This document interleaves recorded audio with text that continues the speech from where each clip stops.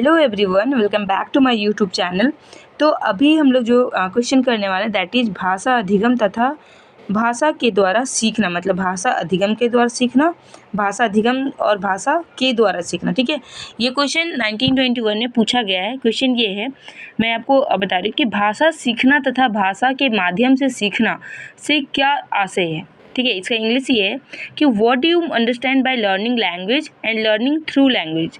ठीक है, तो आज हम लोग समझेंगे कि लर्निंग लैंग्वेज और लर्निंग थ्रू लैंग्वेज क्या है, और ये 1921 में पूछा गया क्वेश्चन है। तो चलिए स्टार्ट करते हैं, इसको अच्छे से समझते हैं।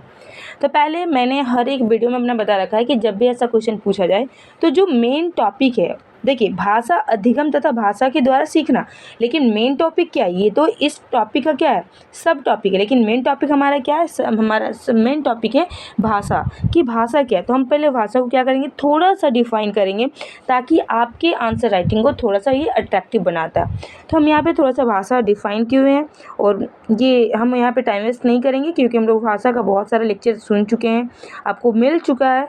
तो होप आपका भाषा क्लियर होगा कि भाषा, और नहीं अगर अभी तक क्लियर है तो कल आपका एग्ज़ाम है, उससे पहले भाषा को आप अच्छे से पढ़ लीजिए, क्योंकि भाषा से क्वेश्चन रहता ही रहता है। मतलब ये 110% श्योर है कि आपका भाषा से क्वेश्चन रहेगा ही रहेगा।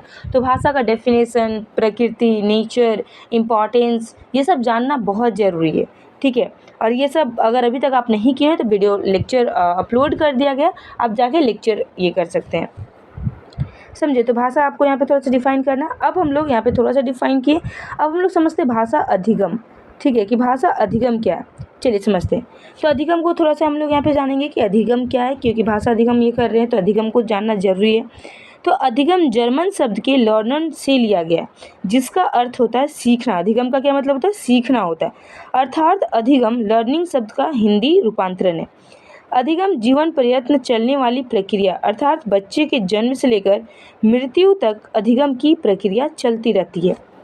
भाषा के कौशलों पर अधिकार हासिल करके उनका परिस्थितियों के अनुसार प्रयोग या व्यवहार में लाना भाषा अधिगम कहलाता है।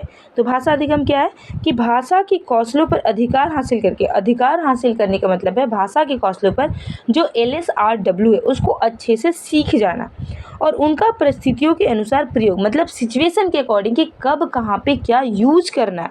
ठीक है, उसके अकॉर्डिंग व्यवहार में लाना, मतलब अपने बिहेवियर यूज टू होना, क्या कहलाता है, भाषा अधिगम कहलाता है। चॉम्स्की के अनुसार बालकों में भाषा सीखने की क्षमता जन्मजात होती है। जो चॉम्स्की हैं उनके अनुसार कि भाषा सीखने की जो क्षमता होती है ये जन्मजात होती है। ये स्टेटमेंट बहुत इंपॉर्टेंट स्टेटमेंट है, ये पूछा भी जाता है एग्जाम में, तो आपको इसको याद रखना है। तथा भाषा मानव मस्तिष्क में पहले से विद्यमान होती है। प्याजे के अनुसार भाषा परिवेश के साथ अंतःक्रिया द्वारा विकसित होती है। ये दोनों स्टेटमेंट में बहुत ये कहता है कि प्याजे के अनुसार भाषा अधिगम क्या है, या फिर आपको क्वेश्चन ये दे दिया जाएगा कि भाषा परिवेश के साथ अंतःक्रिया द्वारा विकसित होती है। ये कथन किसका है, तो ये कथन प्याजे का है। ठीक है, भाषा अधिगम के लिए जागरूक प्रयास करने पड़ते हैं। इसके लिए रूल्स एंड रेगुलेशन की ज़रूरत पड़ती है। इसके द्वारा हम पढ़ना लिखना सीखते हैं, और हमें इसके लिए क्या ज़रूरत पड़ती है, किताबों की ज़रूरत पड़ती है।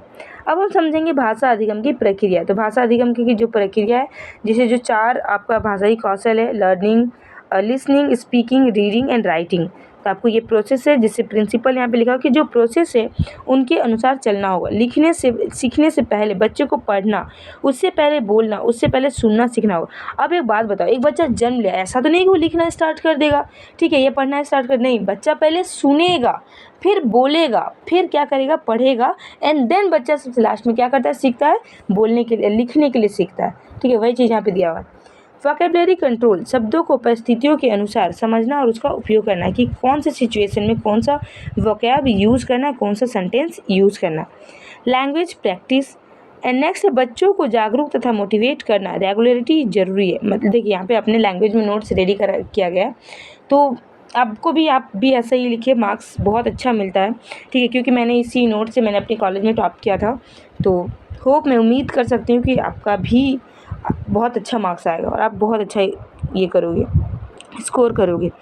एटीट्यूड्स टुवर्ड्स द लैंग्वेज, कि मतलब हर भाषा की अपनी प्रकृति होती है, तो उसको जानना, उसको कैसे कहाँ पे यूज़ करना है, तो ये सब क्या है, ज़रूरी है। अब हम सीखते हैं भाषा के द्वारा सीखना। अभी हम लोग सीख रहे थे भाषा अधिगम, लेकिन अब हमारा टॉपिक है भाषा के द्वारा सीखना, मतलब कि लर्निंग थ्रू लैंग्वेज। कोई भी चीज़ को सीखना है तो भाषा के द्वारा ही सीख पाएंगे।